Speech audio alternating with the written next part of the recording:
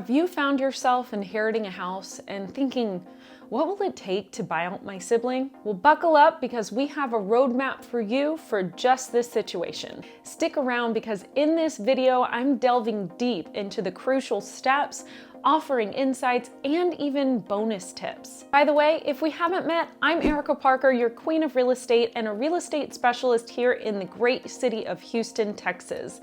I specialize in preparing, marketing, and selling homes in unique situations. A portion of my expertise lies in helping people navigate the complex terrain of probate and trust administration. Now, while I know buying out a sibling can be an emotional process, I want to encourage you to stick to these steps to help alleviate stress and questions during the process. Now let's dive in. In step one, our journey begins with finding the current market value for an inherited property. Now you want to find appraisers that specialize in time of death appraisals or current inherited property appraisals. And the reason for that is bank appraisers don't always know that they need to also have a value for what the property was worth when the decedent passed away. I also recommend getting two appraisals. While it may cost a little more in the short run, it could save you money in the long run and a lot of stress because a sibling may want to counter what you already have. So if you already have two appraisers that are saying about the same amount, then that gives you a lot more strength in your offer. Finally, if there's any conflicts between you and the sibling or other beneficiaries, then you want to make sure that you seek legal counsel and have clear communication because that's going to be a big key during this process. Step number two, you want to identify who has ownership or will have ownership at the end of the probate process. And the reason why we say this is because it may not be explicitly written in the will.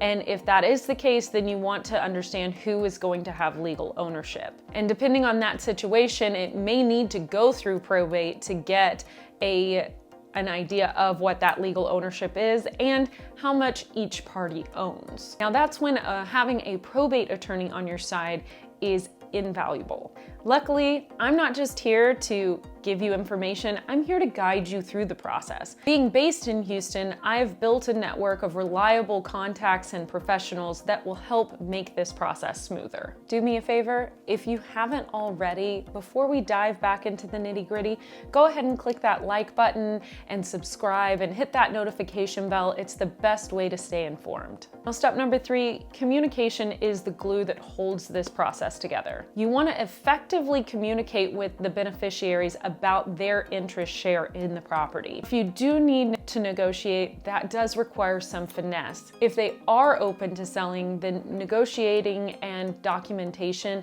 are going to be your best friends. You want to negotiate a fair price and terms, and you want to document your agreement so that everything during that transition of interest and that transfer of interest is very smooth. If conflicts do arise, seeking legal counsel or mediating an issue early can save you a lot of money and a lot of headaches in the long run. And if it does become a huge headache, then you may need to explore other alternatives like selling the property and splitting the proceeds. Trust me, clear communication needs to be your superpower during this situation.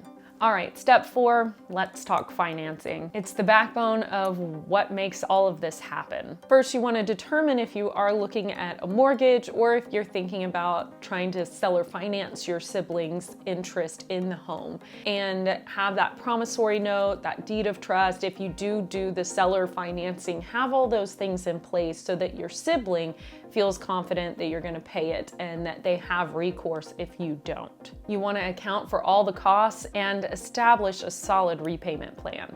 Now, step five is, guys, okay, taxes.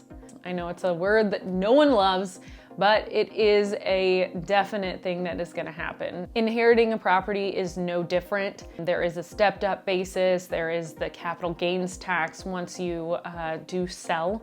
And if a sibling sells to you, they're going to have to pay capital gains tax. You may end up having to pay capital gains tax if you buy the property, depending on how that situation works. So it's very important to contact a tax professional to get tax advice on this situation and how best to account for it over time, especially if they get those profits, they want to set some aside for the capital gains tax that they may have. And then there's also your property taxes. In Houston, our property taxes go up pretty much every year. So you want to take those into account before you buy this property or buy it from your sibling. You want to factor in those taxes in your long-term financial plan of keeping this house and making sure you can pay those property taxes and pay all of the other taxes that might come with it as well during that next year. Now, if you find yourself nodding along, or maybe you're scratching your head trying to wonder how to figure out this complex terrain, do not hesitate to drop a comment below or send me a DM. I'd love to talk to you. I'm here to guide you through the process, connect you with the right professionals, and ensure that you make informed decisions. And hey, as a little bonus for sticking around to the end of this video, I'll be sharing some extra tips and resources to help your journey through the probate process be more seamless. Visit bestlifetexas.com/probate-resources and fill out the form. Trust me, it's worth it. Now, to wrap it up, inheriting a property is both a blessing and sometimes a burden. But following these steps of determining what the home is worth, finding out the ownership, going ahead and communicating clearly and negotiating clearly, securing the financing, and talking to the tax professionals about the tax implications is essential to making this process easier for everyone. As always, it's super important to seek legal and financial advice when you're making these decisions. Thank you for joining me on this deep dive into navigating the complexities of buying out a sibling from an inherited property. If this video resonated with you, don't forget to hit the like button and share it with someone that may be navigating the similar path, or maybe your sibling. Remember, information is power, especially in situations like these. Until next time, I'm Erica Parker, your queen of real estate, empowering you to make informed decisions in the realm of real estate. Stay knowledgeable, stay empowered, and stay tuned. Bye for now.